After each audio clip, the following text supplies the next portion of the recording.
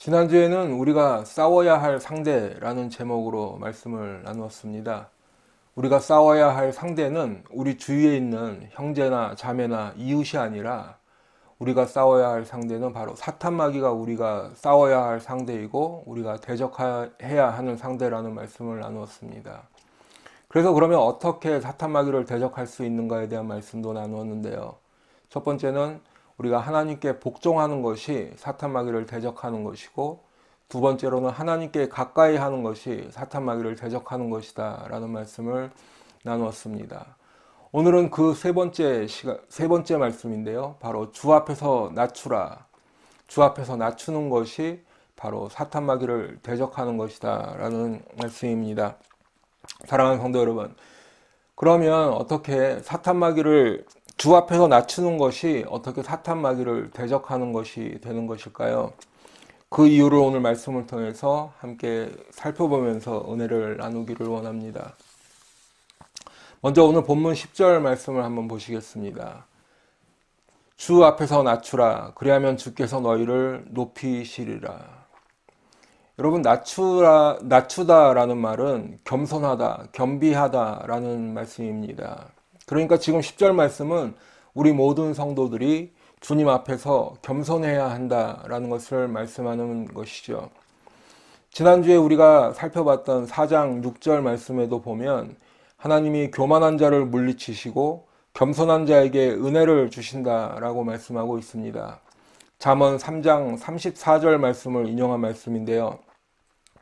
이처럼 성경은 신구약을 통틀어서도 보면 교만한 자에 대해서는 책망을 하시고 또 심판을 경고하고 있고, 겸손한 자에게는 하나님의 은혜와 구원을 약속하고 있는 것을 볼 수 있습니다. 그러면 성경은 왜 이렇게 교만을 책망하면서 동시에 우리에게는 겸손할 것을 말씀하고 있을까요? 그것은 교만이 바로 모든 인간 죄악의 뿌리이자 하나님을 대적하는 가장 적극적인 표현이기 때문입니다. 여러분, 교만이라는 것은 하나님의 뜻을 행하지 않고 하나님의 말씀에 불순종하는 것을 의미하는 것이죠. 교만은 스스로 높아져서 감히 하나님의 자리를 넘보고 그 자리에 앉으려는 것을 말하는 것입니다. 그래서 자기의 영광을 스스로 구하는 것, 그것이 교만이기 때문입니다. 피조물인 인간이 창조주 하나님과 같이 되려는 시도 자체가 바로 교만이라는 말씀입니다. 여러분, 그런데 사탄마귀는 하나님을 섬기며 그분께 영광을 돌려야 하는 자리에 있었음에도 불구하고 오히려 자신이 하나님과 동등해지려 했기 때문에 하나님께 범죄하였고, 그 결과로 인해서 하나님의 심판을 받았는데, 뱀이 하와를 속여서 선악과를 먹게 할 때에도 이와 같은 하나님을 대적하는 교만을 심어 준 것입니다. 여러분, 사탄마귀는 거짓의 아비라고 하지요. 거짓의 아비로서 거짓말에 능한 것이 바로 사탄마귀의 대표적인 이러한 특성입니다. 그런데 동시에 교만도 사탄마귀를 대표하는 그러한 캐릭터인 것입니다. 그렇기 때문에 아담과 하와가 범죄할 때에도 이러한 사탄마귀의 교만과 거짓을 그대로 물려받게 되는 것입니다. 창세기 3장 5절로 6절 말씀을 한번 보시겠습니다. 너희가 그것을 먹는 날에는 너희 눈이 밝아져 하나님과 같이 되어 선악을 알 줄 하나님이 아심이니라. 여자가 그 나무를 본즉 먹음직도 하고 보암직도 하고 지혜롭게 할 만큼 탐스럽기도 한 나무인지라. 여러분, 지금 이 말씀은 자기가 이 나무의 열매를 따먹게 되면 하나님과 같이 되어서 선악을 알게 될 것이라는 이 사탄마귀의 거짓말을 그대로 하와가 받아들인 것이죠. 그리고 자신이 하나님과 같이 되려는 교만한 마음으로 하나님의 명령에 불순종하였습니다. 거짓과 교만과 불순종이 바로 인간 죄악의 뿌리가 된 것입니다. 그리고 그 죄악의 눈으로 그 나무의 열매를 바라보니 이 나무의 열매가 먹음직도 하고 보암직도 하고 지혜롭게 할 만큼 탐스럽게 보였습니다. 이제는 하와 자신도 그 나무의 열매를 먹을 수밖에 없었다는 충분한 이유를 가졌다는 것입니다. 사랑하는 성도 여러분, 그렇기 때문에 오늘 말씀은 주 앞에서 낮추라, 주님 앞에서 겸손하라 라고 말씀하고 있는 것입니다. 바로 교만은 내가 하나님이 되려는 마음으로부터 시작하여 하나님의 말씀에 불순종하는 죄악으로 이어지기 때문입니다. 지난주에도 말씀을 드렸듯이 마귀를 대적해야 함에도 불구하고 오히려 사탄 마귀와 마음을 같이 하게 되고 그것이 바로 우리들의 교만으로부터 시작이 된다는 말씀입니다. 그렇기 때문에 바꿔서 말씀을 드리면 주님 앞에서 겸손한 것이 곧 마귀를 대적하는 것이 되는 것입니다. 사랑하는 성도 여러분, 그렇다면 겸손은 무엇을 의미하는 걸까요? 우리는 흔히 겸손이라고 하면 인자한 미소를 띠고 또 고개를 숙이고 말을 조심스럽게 하며 이제 자기의 그러한 고집을 부리지 않는 그러한 모습들을 떠올립니다. 물론 겉으로 보여지는 이러한 모습은 겸손한 사람들에게서 볼 수 있는 모습일 것입니다. 하지만 오늘 본문에서 말씀하는 겸손이라는 것은 이렇게 겉으로 보여지는 모습에 대한 것이 아닌 그런 말씀이 아닙니다. 다시 말씀을 드리면 겸손한 사람은 인자한 미소를 짓고 고개를 숙이고 말을 조심스럽게 하고 또 쓸데없는 고집을 부리지 않겠지만 하지만 그렇다고 해서 이러한 모습을 가지고 있는 모든 사람이 겸손한 것은 아니라는 말씀입니다. 소위 말하는 거짓 겸손도 있다는 것이죠. 여러분 골로새서 2장 18절에서는 꾸며낸 겸손이라는 말씀을 하고 있는데 바로 이런 겸손의 모습만 있는 경우를 말할 것입니다. 그러면 성경에서 말씀하는 겸손은 무엇을 말하는 걸까요? 성경에서 말씀하는 겸손은 먼저는 내 자신이 하나님의 뜻을 도무지 행할 수 없는 죄인이라는 것을 깨닫는 것에서부터 출발합니다. 내가 죄인을 깨닫는 것이 먼저라는 말씀입니다. 교만은 죄의 뿌리이지만 겸손은 회개의 시작이 되는 것입니다.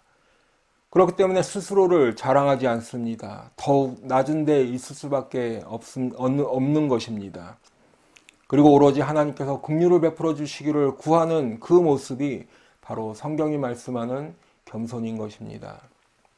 여러분 성경에 보면 이러한 겸손의 모습을 볼 수 있는 인물들을 볼 수 있는데요. 여러분 그런데 아이러니하게도 이러한 겸손의 모습을 기록하고 있는 것이 구약 유다의 왕들 중에서 가장 악한 왕 중에 한 명이라고 하는 므낫세에게서 이러한 겸손의 모습을 볼 수 있습니다. 여러분 므낫세는 하나님을 떠나고 그래서 온갖 악행을 저질렀던 아주 가장 악한 왕 중에 왕이었습니다. 므낫세는 우상을 섬겼을 뿐만 아니라 예루살렘에 있는 여호와의 성전 안에까지 그 우상들을 위한 제단을 만들고 각종 우상의 석상과 목상을 만들었던 왕이었습니다. 이 므낫세가 얼마나 악한 왕이었나를 볼 수 있는 것이 이 므낫세 후에 요시아라는 왕이 나타나서 이제 성전을 성결하게 하고 하나님께로 돌아간 왕은 요시아 전에도 없었고 후에도 없었다라는 평가를 들을 만큼 아주 철저하게 회개하고 하나님께 돌아갔던 왕이었지만 열왕기하 23장 26절 말씀에 보면 하나님께서 므낫세가 하나님을 경노시켰던 그 경노 때문에 유다를 향한 진노를 돌이키지 않으셨다고 말씀할 정도로 므낫세는 악한 왕이었던 것입니다. 여러분 그런데 역대하 33장 11절로 13절 말씀에 보면 므낫세가 하나님께 겸손하게 회개하는 말씀을 볼 수 있습니다. 여호와께서 아수르 왕의 군대 지휘관들이 와서 치게 하심에 그들이 므낫세를 사로잡고 쇠사슬로 결박하여 바벨론으로 끌고 간지라. 그가 환난을 당하여 그의 하나님 여호와께 간구하고 그의 조상들의 하나님 앞에 크게 겸손하여 기도하였으므로 하나님이 그의 기도를 받으시며 그의 간구를 들으시사 그가 예루살렘에 돌아와서 다시 왕위에 앉게 하심에 므낫세가 그제서야 여호와께서 하나님이신 줄을 알았더라. 여러분 므낫세가 하나님을 떠나서 우상을 섬기고 악을 행할 때에는 한없이 교만한 왕이었을 것입니다. 자신의 권력을, 또 왕궁, 그리고 예루살렘에 있는 성전까지 므낫세는 자신이 세상 모든 것을 쥐락펴락할 수 있다고 생각하였을 것입니다. 하지만 아수르 왕에게 사로잡혀서 바벨론의 포로로 끌려가고 보니 자신의 초라한 모습을 그제서야 볼 수 있게 되는 것입니다. 왕의 자리에 앉아 있을 때나 왕이었지 지금은 그저 쇠사슬에 묶여있는 포로일 뿐인 것입니다. 자신의 참 모습을 바벨론의 포로로 끌려가서야 보게 된 것이지요. 그제서야 므낫세는 하나님께 간구하고 기도하였습니다. 성경은 므낫세가 하나님 앞에 크게 겸손하였다라고 말씀하고 있습니다. 왕의 자리에 있었을 때 하나님께 겸손하였다면 더 좋았겠지만 그래도 지금이라도 포로로 끌려가 있을 때라도 하나님께 크게 겸손하였고 하나님께 회개하였습니다. 하나님께서는 이런 므낫세라도 그의 기도를 받으시고 므낫세의 간구를 들어주셨습니다. 그래서 다시 예루살렘 왕궁 왕의 자리로 돌아오게 하셨습니다. 그때서야 므낫세는 여호와께서만이 하나님이신 줄을 깨닫게 되었습니다. 그가 예전에 섬겼던 우상들이 아니라 여호와 하나님만이 유일하신 하나님이시며 참 하나님이신 것을 깨닫게 된 것입니다. 그리고 그런 하나님 앞에 므낫세가 크게 겸손하였습니다. 사랑하는 우리 성도 여러분, 우리가 지금까지 나눈 말씀에 따르면 주 앞에서 낮추는 사람은 하나님께 진정으로 회개하고 돌이킨 사람을 것을 우리가 알 수 있습니다. 므낫세와 같이 악한 왕일지라도 하나님께 크게 겸손하여서 회개하는 사람이 바로 주 앞에서 낮추는 사람인 것을 알게 되었습니다. 사랑하는 성도 여러분, 그러면 오늘 말씀에도 주 앞에서 낮추라 말씀하고 있는데 과연 주 앞에서 크게 겸손하여서 진정으로 회개를 하여 주님 앞에서 자신을 낮춘 사람은 구체적으로 어떤 모습을 가지게 되는 것일까요? 첫 번째로는 비방하지 않는 모습입니다. 오늘 본문 11절 말씀입니다. 형제들아 서로 비방하지 말라. 형제를 비방하는 자나 형제를 판단하는 자는, 여기까지만 먼저 읽겠습니다. 여러분, 지난주에 말씀드리기를 교회 안에도 다툼과 싸움이 있다고 말씀을 드렸습니다. 그런데 오늘 말씀에는 그러한 다툼과 싸움의 또 다른 형태인 비방을 하지 말라고 말씀하고 있습니다. 지금 형제들에게 서로 비방하지 말라고 말씀하고 있는 것입니다. 여러분, 비방은 다 아시는 대로 비난하는 것, 또 나쁘게 말하는 것, 괜한 꼬투리로 반대하는 것, 이런 것들을 가리키는 것입니다. 그런데 지금 성도들에게 서로 그러한 비방을 하지 말라고 말씀하고 있습니다. 그리고 더 나아가서 형제를 비방하는 자나 형제를 판단하는 자는 이라고 말씀하고 있는 것으로 봐서 이 비방과 함께 형제를 판단하는 것도 하지 말라는 말씀인 것을 알 수 있는 것입니다. 지금 말씀하는 이 판단이라는 말은 비난하고 헐뜯는 단계를 넘어서서 심판하지 말고 심판하고 판결을 내려서 자신이 벌하는 것을 의미하는 것이 바로 판단이라는 것이죠. 그러한 판단도 하지 말라는 말씀입니다.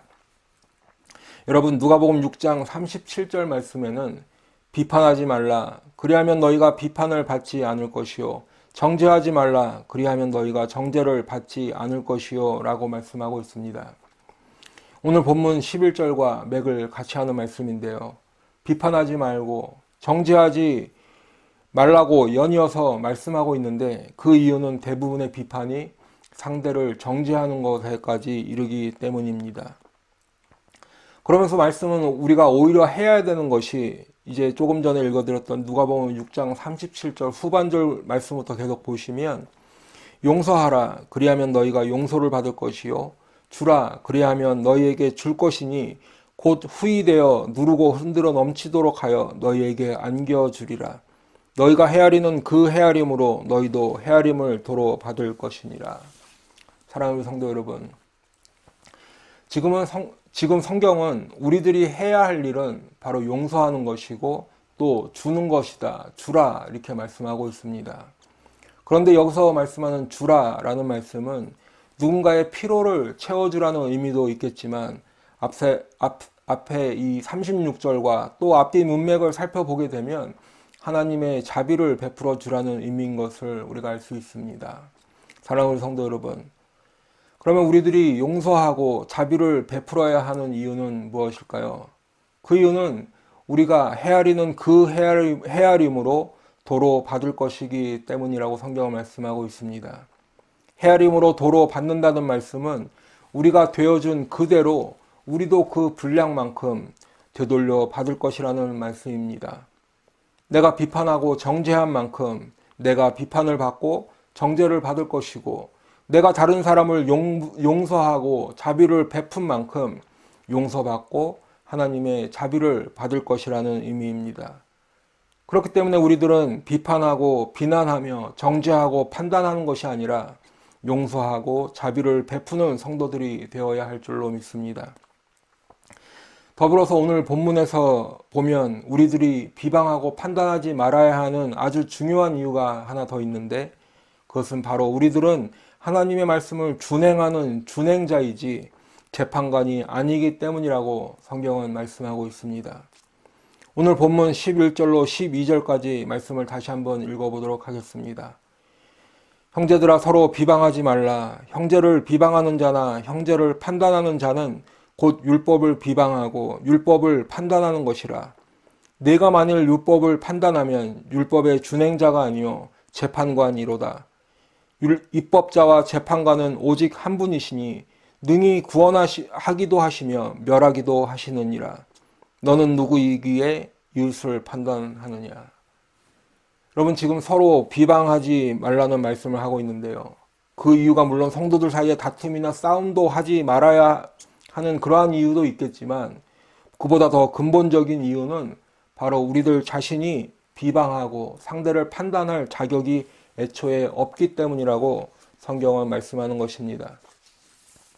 우리 모든 인생들은 율법을 지켜 행하는 율법의 준행자이고 하나님의 말씀에 순종하며 살아야 하는 순종자이지 율법을 판단하는 심판자가 아니라는 말씀입니다. 그렇기 때문에 우리 각 사람을 심판하실 분은 오직 한 분, 하나님뿐이심을 꼭 기억하시기 바랍니다. 그렇기 때문에 우리들은 서로 비방하거나 판단하지 말고 비판하거나 정죄하지 말아야 하는 것입니다. 로마서 14장 10절 말씀에 보면 내가 어찌하여 내 형제를 비판하느냐, 어찌하여 내 형제를 업신여기느냐, 우리가 다 하나님의 심판대 앞에 서리라 말씀하고 있습니다. 여러분, 지금 내가 비판하고 업신여기는 그 형제나 또 그 형제를 비판하고 업신여기는 나나, 우리가 다 하나님의 심판대 앞에 서야 하는 그런 존재일 뿐이라는 말씀입니다. 사랑하는 성도 여러분, 우리가 세상 법정에도 가서 보게 되면 여러 사람이 법원 안을 들락날락 하고 있습니다. 그 안에 판사도 있지만 변호사, 검사도 있고 또 방청객도 있고 피고와 원고도 있고 그것을 기록하는 서기도 있고 다양한 사람들이 있습니다. 하지만 그 법정 안에서 판결을 내릴 수 있는 사람은 오직 재판관만이 판결을 내리는 것을 보게 됩니다. 마찬가지로 우리들도 하나님 한 분만이 입법자가 되시며 재판관이 되신다는 사실을 꼭 기억해야 할 것입니다. 하나님 한 분만이 심판하시는 심판자이시기 때문에 그분만이 능히 구원하기도 하시며 또 능히 멸하기도 하실 수 있는 그런 분이신 것을 믿으시기 바랍니다. 신명기 32장 29절 말씀에 보면 이제는 나 곧 내가 그인 줄 알라. 나 외에는 신이 없도다. 나는 죽이기도 하며 살리기도 하며 상하게도 하며 낫게도 하나니 내 손에서 능히 빼앗을 자가 없도다 말씀하고 있습니다. 마태복음 10장 28절 말씀에도 보면 오직 몸과 영혼을 능히 지옥에 멸하실 수 있는 일을 두려워하라 말씀하고 있습니다. 오직 하나님만이 능히 구원하시기도 하시고 멸하기도 하시는 재판관이심을 꼭 기억하셔서 우리들은 어찌하든지 우리 옆에 있는 형제 자매들을 용서하고 자비를 베푸는 하나님의 백성들 다 되시기를 축원합니다. 두 번째로 주님 앞에서 자신을 낮추는 사람의 모습은 내 인생이 안개와 같은 것을 깨닫는 사람입니다. 오늘 본문 14절 말씀입니다. 내일 일을 너희가 알지 못하는도다. 너희 인생이 무엇이냐? 너희는 잠깐 보이다가 없어지는 안개니라. 사랑하는 성도 여러분, 성경은 우리 인생의 시간이 아주 짧은 시간이라고 말씀하고 있고 동시에 인생의 헛됨과 덧없음을 말씀하고 있습니다. 시편 90편 10절 말씀에 보면 우리의 연수가 70이요 강건하면 80이라도 그 연수의 자랑은 수고와 슬픔뿐이요 신속히 가니 우리가 날아가나이다 말씀하고 있습니다. 또한 시편 39편 5절 말씀에도 보면 주께서 나의 날을 한 뼘 길이만큼 되게 하심에 나의 일생이 주 앞에는 없는 것 같사오니 사람은 그가 든든히 서 있는 때에도 진실로 모두가 허사뿐이니이다 라고 말씀하고 있습니다. 여러분, 우리 인생의 연수가 아무리 70, 80을 살아도 그 연수를 자랑하는 것은 헛된 것이라는 말씀입니다. 우리의 인생이 날아가는 것처럼 빨리 지나가기 때문입니다. 우리 인생의 연수가 아무리 긴 것 같아 보여도 주님 앞에서는 그저 한 뼘 길이이기 때문에 주님 앞에서 우리 인생은 없는 것과 같이 보인다는 말씀입니다. 우리들이 아무리 인생의 전성기를 맞이한 것처럼 든든히 서 있다 해도 그것은 그저 헛된 것일 뿐임을 말씀하는 것입니다. 그런데 오늘 본문 말씀에 보면 어떤 사람이 있습니다. 그 사람이 어떤 도시에 가서 1년을 머물면서 장사를 하고 돈을 벌겠다는 계획을 세우고 있습니다. 그런데 성경은 이 사람의 계획이 얼마나 허무한 것인지를 말씀하고 있습니다. 14절에 보니까 내일 일을 너희가 알지 못한다 라고 말씀하는 것입니다. 사랑하는 성도 여러분, 그러면 우리는 마음속으로 이러한 의문을 갖게 됩니다. 하나님 앞에 나와서 겸손하게 회개하고 이제 하나님의 구원의 은혜를 받은 성도들은 이제 더 이상 사업 계획을 세운다거나 아니면 돈을 버는 목적으로 일을 하지 말아야 하는 것인가 하는 의문입니다. 이 부분에 대한 설명을 좀 더 구체적으로 드리겠습니다.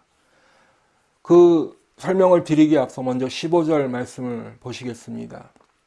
너희가 도리어 말하기를 주의 뜻이면 우리가 살기도 하고 이것이나 저것을 하리라 할 것이거늘 이제도 너희가 허탄한 자랑을 하니 그러한 자랑은 다 악한 것이라.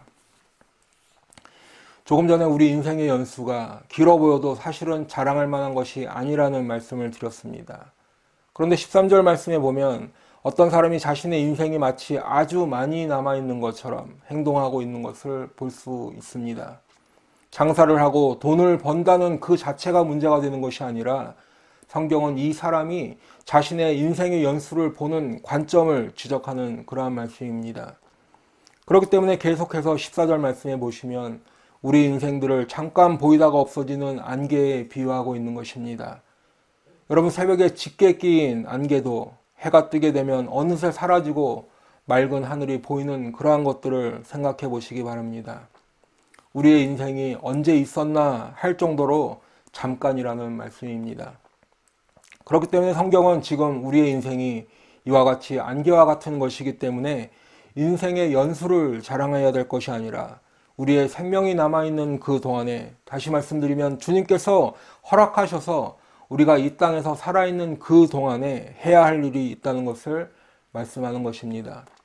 하지만 사람들은 지금 자신의 생명을 살리는 그러한 것에는 관심이 없고 오히려 허탄한 자랑을 하고 있다는 말씀이죠.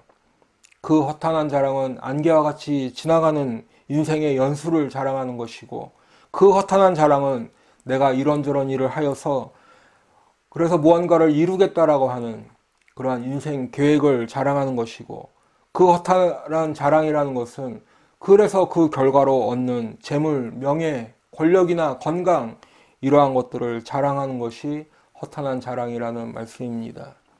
그리고 그러한 자랑이야말로 바로 허탄한 자랑인데, 그러한 자랑은 다 악한 것이라고 성경은 말씀하는 것입니다.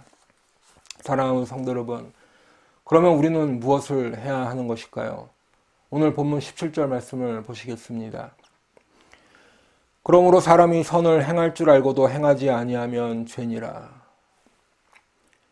우리들의 짧은 인생, 안개와 같은 이 인생에서 우리들은 선을 행해야 하는 것을 성경은 말씀하고 있습니다.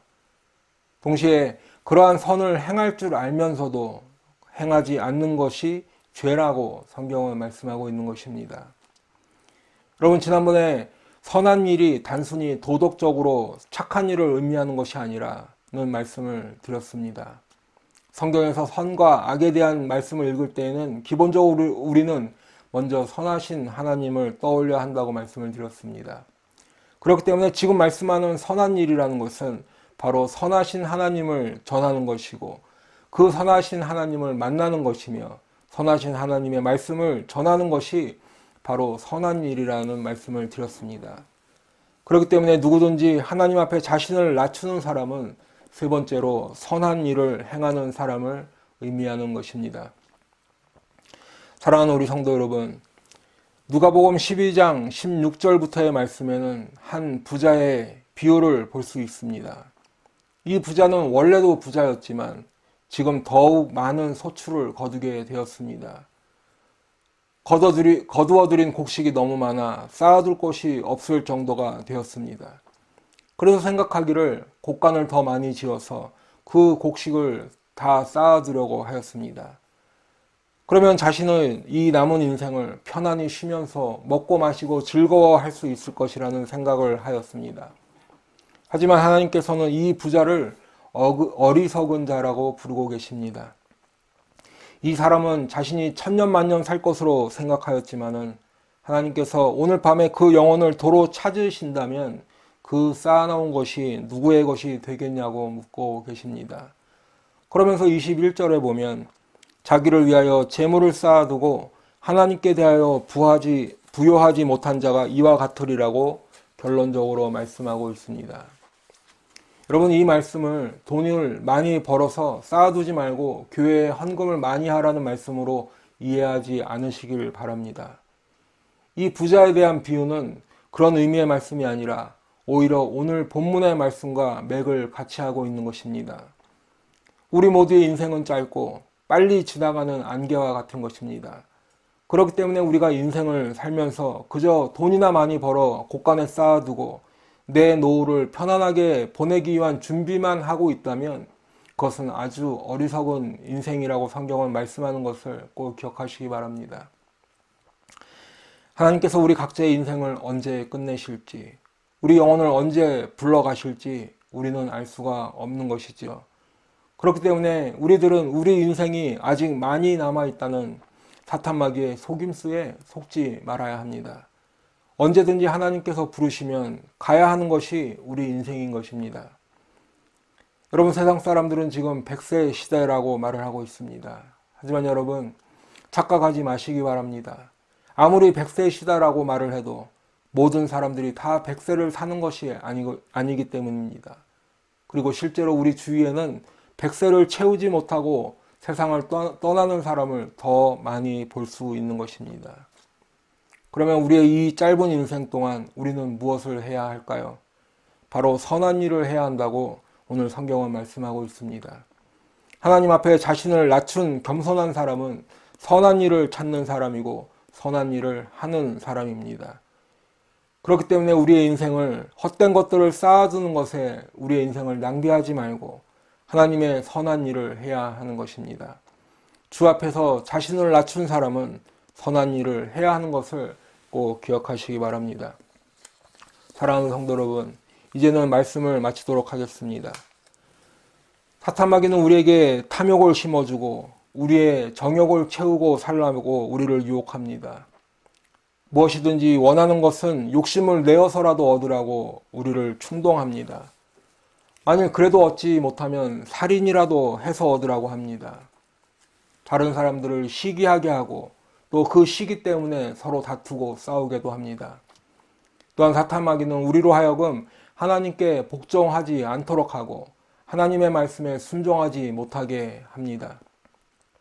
하나님과 우리 사이를 갈라놓고 우리의 손을 더럽게 하며 두 마음을 품고 죄악 가운데 그대로 살도록 하는 것입니다. 사탄 마귀는 우리에게 네가 최고야 라는 말을 들려주며 우리를 한없이 교만하게 살게 하고 있습니다. 우리를 주님 앞에서 낮추지 못하게 방해하는 것입니다. 그리고 성도들끼리도 서로 비방하고 판단하게 만듭니다.